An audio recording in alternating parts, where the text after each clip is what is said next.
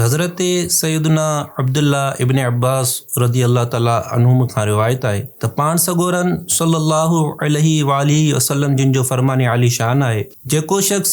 10 माण्हुनि जो हाकिम बणियो, पोइ उन्हनि जे विच में फ़ैसिला कंदो रहियो, माण्हुनि उन जा फ़ैसिला पसंदि कया हुजनि या ना पसंदि, क़यामत जे ॾींहुं उनखे इन हाल में पेश कयो वेंदो जो उन जा हथ कंध सां ॿधल हूंदा। हाणे जेकॾहिं दुनिया में अल्लाह जे नाज़िल कयल अहकामनि जे मुताबिक़ फ़ैसिलो कयो हूंदो ऐं रिश्वत बि न वरिती हूंदी ऐं न ई ज़ुल्म कयो हूंदो